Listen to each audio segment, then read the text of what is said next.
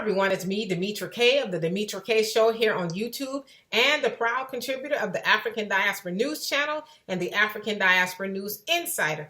If you can do me a favor and please subscribe to all channels, I would greatly appreciate it and most definitely like this video. So it has been discovered that one of the Black Lives Matter, the organization BLM, they are balling out of the gym. Now, what do I mean by that?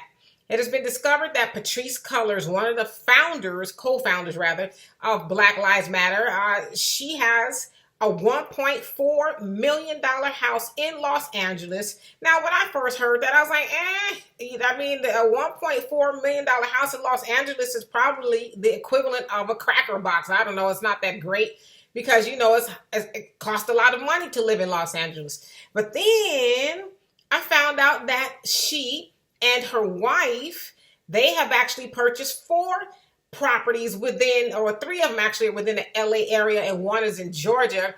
And those all total $3.2 million. And so that's when I started to say, oh, okay, they doing it like that. The property in Georgia, it has an airplane hangar and it's on, you know, a few acres of land. So it's, you know, a big deal out there in Georgia. And so Patrisse Cullors' lifestyle, and they say high-end lifestyle, that's what she's been accused of having, it has raised eyebrows, and especially the eyebrows of some people in other chapters of Black Lives Matter.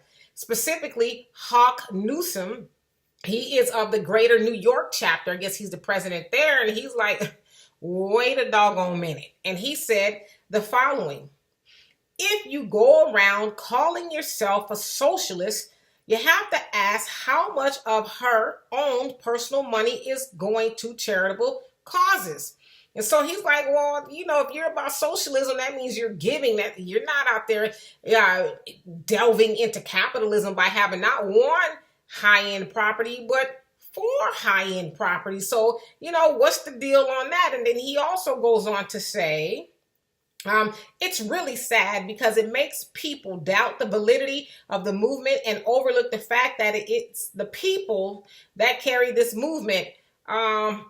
People stopped believing in the validity of Black Lives Matter long before Patrisse Cullors went off and bought 4 properties with the money. But that's a whole other topic for another day, right?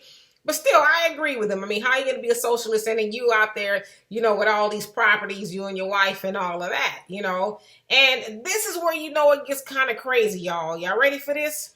Jason Whitlock, who I do not need to get into a lot of conversation about who he is. Just know that he has a mean little sand dance going on there, and he has partook, however you want to say it, in a lot of butter biscuits. Jason Whitlock said the following. Now, you know it's bad when Jason has something to say. He says, she had a lot of options on where to live. She chose one of the whitest places in California.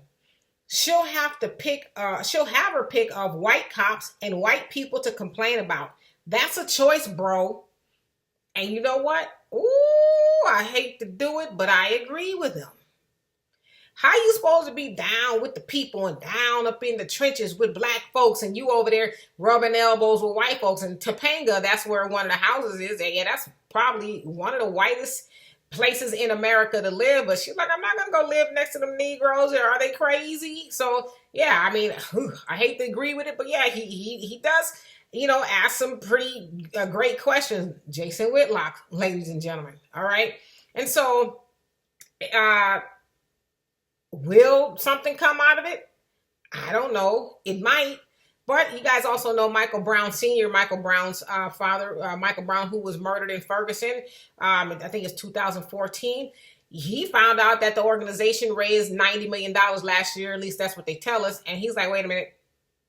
What about the families that, you know, are the reason behind Black Lives Matter? We want our piece of the pie too. And so a lot of people want to dig off into her bank account, you know, to see exactly where she's getting this money and what she's doing with it. But my thing is this: why are you guys now waiting to ask for an accounting of the money that Black Lives Matter has raised. I mean, they've been in existence since what, 2013 or so, and people are just now. What did you think she was doing with the money?